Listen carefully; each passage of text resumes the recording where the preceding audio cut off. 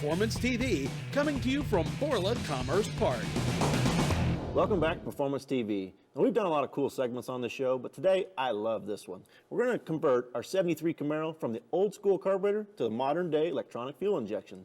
We're going to install the Pro-M Racing EFI kit. Now, this kit comes complete with everything to make it a really simple and easy installation. You can do it on your car. It comes complete with everything. I mean everything. Kathy, give the details on what all this kit comes with.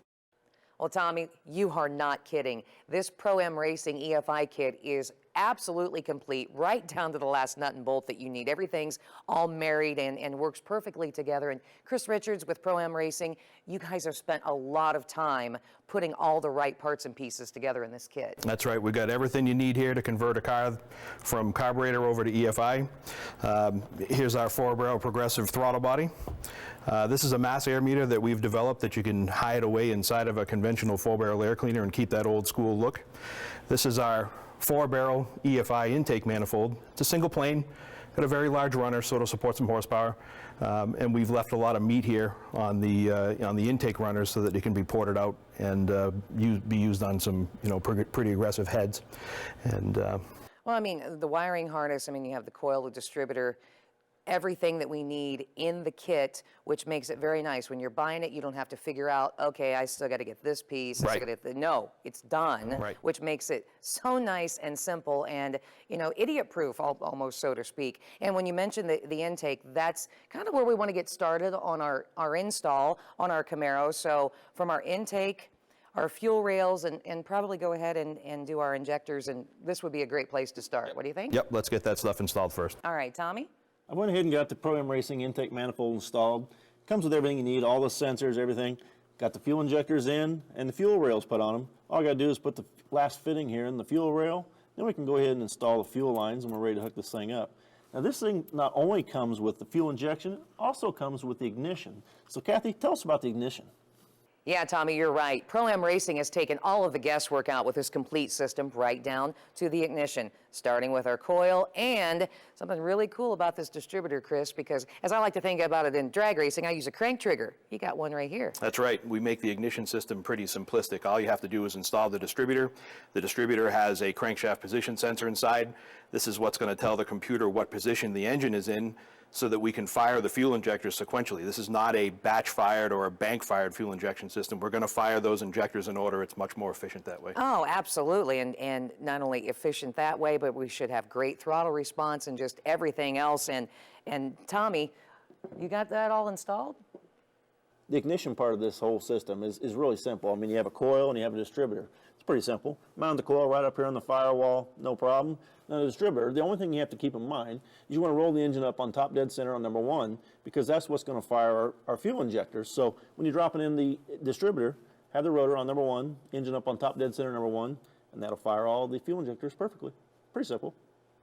One may take a look at this wiring harness here, Chris, and go, whoa, wait a minute, this thing looks like... Intimidating. Yeah, and that's putting it mildly. But when it comes down to it, it's actually one of the neatest parts of your system, and the time that you have spent labeling absolutely everything on this wiring harness. It's an actual harness. Right. It's a complete and assembled harness. A lot of times when you buy an EFI kit, what you're going to get is a bunch of connectors and pigtails and wires and a fuse box, and you've got to assemble that whole harness. Yeah, that sounds pretty scary. In this case, it's done. But what we didn't do is cover it. In other words, it's assembled, but it's only held together with a little bit of tape here and there. So if you needed to move a connector from one location to another, remove a little bit of tape, reroute that piece, put some tape back on it. All said and done, when you've got the harness laid out the way you want it, you cover it up with a loom, you wrap it up with the harness tape, and you've got a professional-looking harness. Yeah, and you have the grommet that goes through the firewall. And we want to emphasize again, when we say complete kit, we mean it. Because like you said, even with the tape and the loom and everything, our zip ties. Mm-hmm. But I want to get back into the labeling part again. Not only do we see some little, some paper things here that are on certain groups of wires, the wires themselves are all printed and labeled. Right. Every single wire has printing on it that tells you what that wire does. We have our fuses. We also have our relays with the system. And coming into, you want to talk about bringing your vehicle up to today's technology. How about being able to check your vehicle with today's technology? Our 73 Camaro over here, you wouldn't be able to just pull up and hook a computer up to it and see what the codes were. We're about to change that. Tell us about it, Chris. Okay, so this connector is, it's called an OBD2 diagnostic connector. And it's the same connector that you'll find in virtually every production vehicle from 1996 up to today. We're going to use this connector not only to communicate with our module with our laptop, but if you were out on the road and your check engine light came on and you needed to figure out what was going on, you could stop at any garage. Every garage has got an OBD2 generic scan tool, and they could plug in and read codes and make repairs. And just something else that is unique about your system with Pro-Am Racing. Right, we're the only ones doing OBD2 diagnostics. Well, you know, I was thinking that Tommy was going to be a little worried about putting this in, but I think he's been doing a pretty good job, right? If you're like me, you get a little nervous when it comes to the wiring part of this kit, but the Pro-Am system, it's really simple. They took all that worry out. Everything's labeled. It's a plug-and-play system. All we got to do is plug our injectors in. I mean, it's simple like that. You just plug them in, and it's ready to go. 1, 2, 3, 4. All the injectors are plugged in. Do the other side. All your sensors, they come too. Everything plugs right in. I mean, there's no worry in the wiring part of this kit. I mean, just simple as that. The harness is all run back here, nice, neat. We get done, we'll put a loom around it, hide it, look perfect. All we got left is a couple more things, but we'll get to that right after the break, and we'll show you what we got left. This week's ARP quarter-mile quiz question comes from Bruce in Pennsylvania. Bruce asks, how long does it take to prepare a track for an NHRA event?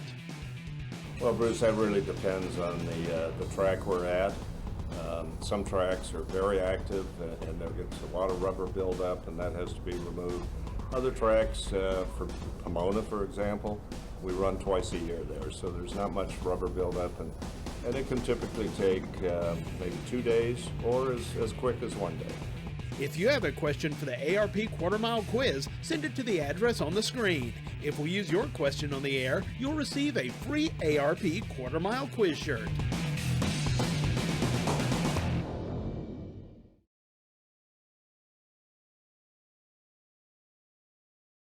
This edition of Performance TV, presented by ARP, is being brought to you by RaceQuip, best value in safety, Classic Design Concepts, home of the original light bar since 1990, Deltran Battery Tender, ready for wherever the road takes you, Topper Easy Lift, making life easier, and by Stage 8, the world's best locking fastener.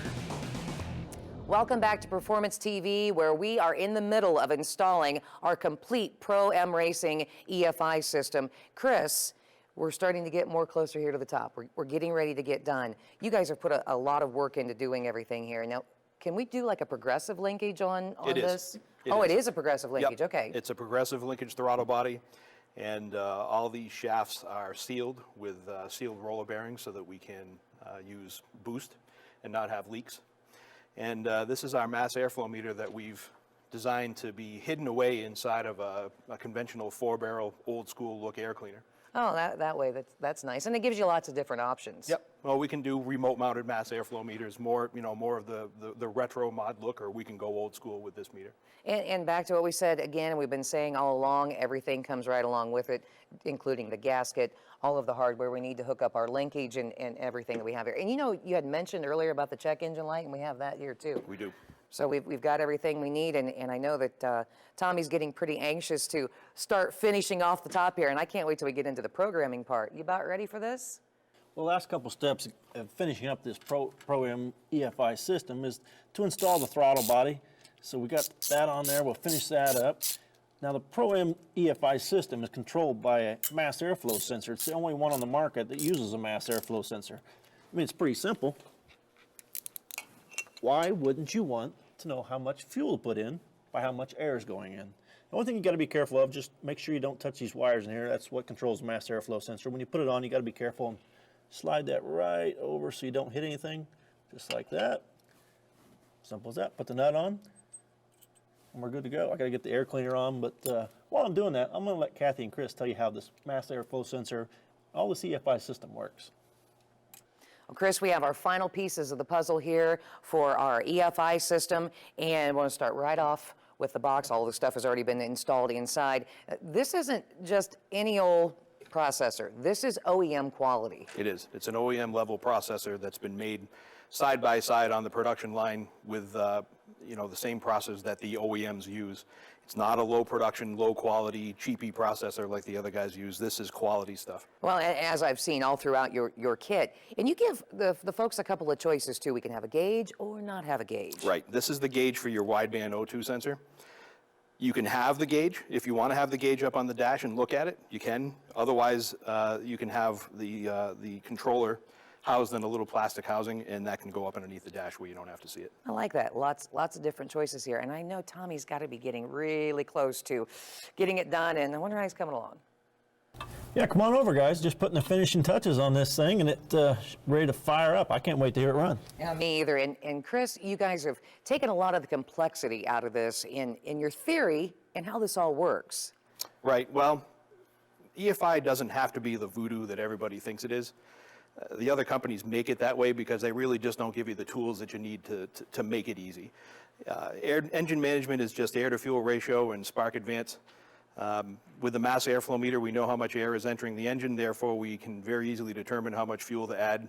If you don't have a mass airflow meter, you're really just guessing. That's the difference, really. Yeah, and we don't have to take this and put it on the dyno to get it all tuned in. Now, if we want to, we can, but that's what's really cool about your system. It is a fully adjustable, fully programmable EFI system. You can make any adjustment to any parameter you want with your laptop, but the point I'd like to drive home is you don't have to. Don't have to have a laptop. You don't have to. But, you know, that's the nice thing. You can be as extreme or as simple as you want to because it's going to take care of everything. And if we want to get extreme and say, put a blower on here, we want to change the can, we want to put nitrous on it, we want to do whatever. Right. It's going to be really simple to do that. Correct, because we're actually measuring the incoming airflow. We really don't care what the combination of engine parts is. We don't care if it's naturally aspirated. We don't care if it's supercharged. We don't care if it's turbocharged. Doesn't matter. We're going to measure the incoming air. We're going to add an appropriate amount of fuel. We're going to calculate a proper spark advance. Done. Oh, wow. And not just for small block Chevys. Anything. Anything. Anything. Don't care what the engine is. Like to hear that too. And how about we like to hear this, Tommy? I want to hear it run. Let's hear it. And you know what else? I don't have to get in here because it's not carbureted. No more pumping the throttle. Exactly. Here we go.